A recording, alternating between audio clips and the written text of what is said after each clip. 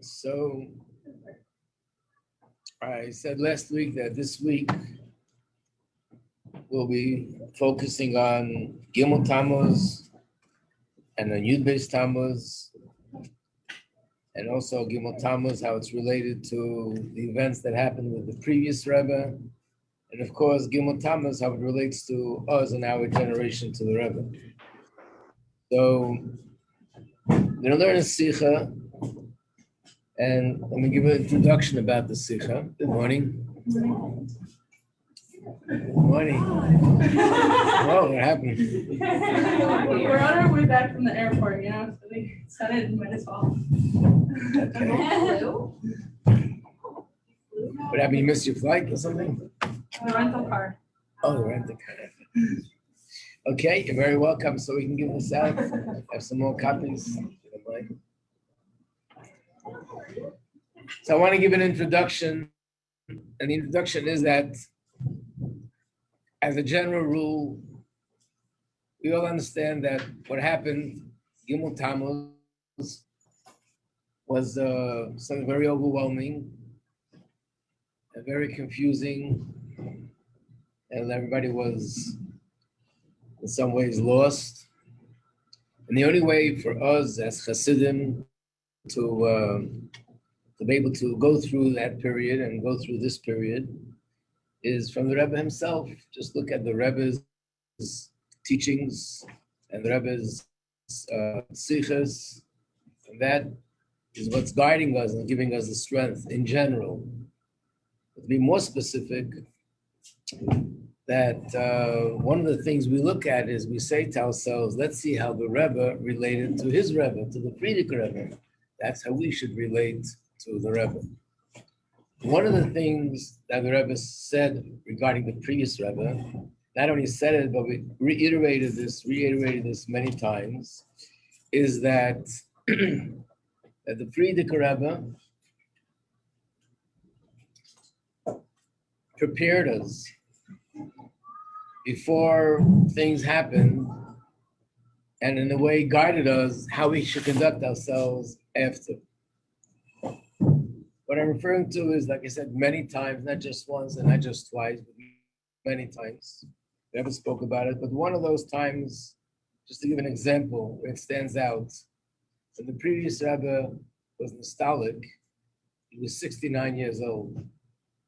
And all the Chassidim was saying chapter 70 of Tehillim for the Rebbe. Because the custom is that every Chassid says his own chapter and the Rebbe's chapter.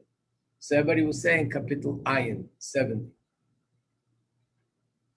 The Frierdiker Rebbe's birthday is on Yud-Beis Tamuz. So as Yud-Beis Tamuz is approaching, people weren't sure what to do. First of all, we still continue saying the previous Rebbe's capital in general. And second of all, if we do continue saying it, do we say 70 or they 71? Does it make sense to say 71? Like, are we moving up? Or everything stopped at chapter 70? So there's a sikha that's printed in many sidurim in the back, where the Rebbe said that my father-in-law himself answered this question.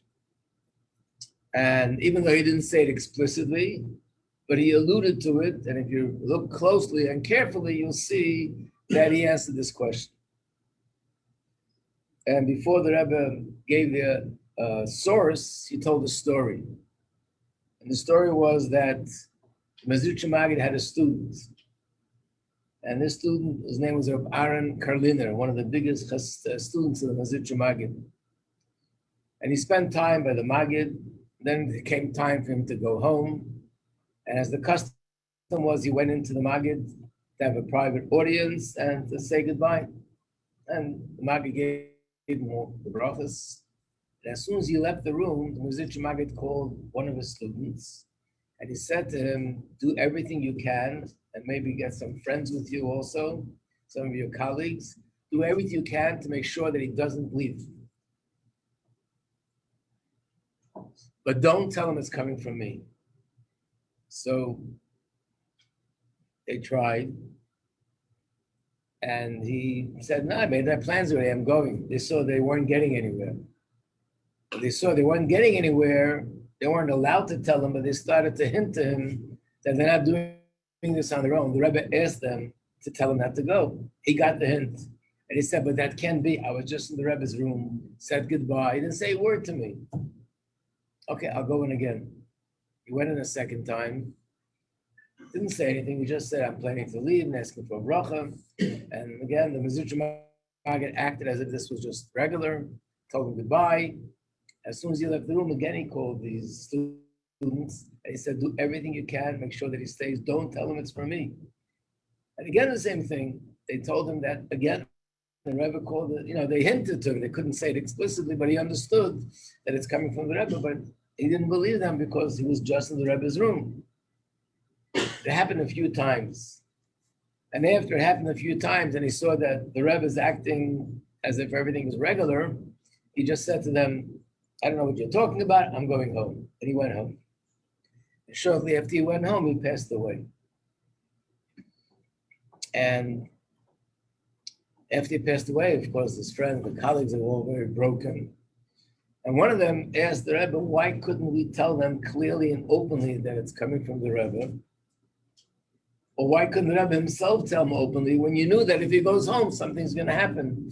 And obviously, it meant that at that time, if he wouldn't go home for a period of time and stay back, later he'd be able to go home. But that was the time that if he went home, something would happen. So the Rebbe answered them and says in Chumash, we actually had this in the Parsha just recently, that Hashem rebuked Aaron and Miriam and said, Moshe Rabbeinu is not a Navi like you. He's much different than all of you. And the words that he used is, Loi Kain Avdi Moshe. Moshe is not like an ordinary prophet. Moshe is B'chol Beisi Nemenu. He's my trusted, servant, the trusted prophet. So what does it mean trusted? When you talk about a king of flesh and he has a palace, in the palace there's gold and silver, you need someone that you can trust that everything is going to be safe. But when you talk about Hashem, what do you mean by trusted? What he can't steal anything. And the answer is, there's another thing. In a palace with a king, there's a lot of information, which is very sensitive information. And it's not supposed to leak out. But people that are servants and they're in the palace, they hear, they see, they know things that other people don't know. So they have to be trusted that they're loyal and they won't leak it out to the public. Like today, it's a big yichus when you can do the, what is it called, WikiLeaks, whatever it's called, that you leak out internal information, they put it online and the whole world sees it. And the truth is, in many ways, they're putting a whole country in danger when they write certain things that they write. So Hashem said that Moshe Rabbeinu is my trusted servant, that even though he knows a lot of things that are going on up there, but he doesn't reveal it. So the Maggid said that he was not allowed to reveal what he saw. Even the fact that he called them in and asked them to do something about it was already going, sort of bending the rules a little bit, but he couldn't reveal it to them. And the Rebbe concluded that the same was with the previous Rebbe, that he knew what was going to happen, and he knew that on Yud Shvat would be the Histalkus. And there are many indications that he knew that. One of the famous indications are the signature. A year before Yud Shvat, he signed every single letter, and he changed the Yud in the signature. The Yud in the signature, instead of being an ordinary Yud, he wrote it like you write a Yud in a Sefer Torah. The Rebbe said he was clearly alluding to the fact that Yud Shvat, something would be happening. So even though he knew, but he wasn't allowed to reveal. But on the other hand, he would allude to certain things. So last year, the Rebbe said, in other words, a year before 1950, it was this time of the year, Gimmel Tamuz, which is the Rebbe's birthday, the Friedrich Rebbe's birthday. And he spoke about the fact that he said that every chassid should say in extra kapitel Tillim that the schus of the Rebbe should shine upon him and should permeate and should penetrate. So the Rebbe said what he really was referring to was that every chassid should say the Rebbe's kapitel. He knew that next year he won't be there physically, and chassidim are going to have a question whether they should continue saying the Rebbe's chapter or not. So therefore, the year before, he already spoke about the fact that everyone should say a chapter. He didn't mean a chapter. He meant the chapter of the Rebbe, and that next year we should continue. So next year they said Kapitel 71, and the year after 72.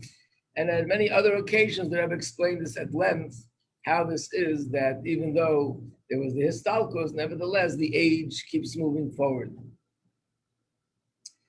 So the Rebbe said this regarding Basiligani as well. Basiligani is the last mimer that the Friedrich Rebbe said. And the Rebbe explained that in that mimer, he put in a lot of information. If we look at it, things that we can learn and we can know and understand how we should conduct ourselves after Yud Shvat. In fact, the Rebbe went as far as saying that the last year and a half, if you look back at the talks of the previous Rebbe in the last year and a half, you will find that he's already hinting to us what we should do and how we should conduct ourselves after this will happen. So certainly we follow the same that the Rebbe also in his sichas, the Rebbe alluded to what we need to know about the future Gimmel Tamuz, which is going to be in the next 3 years.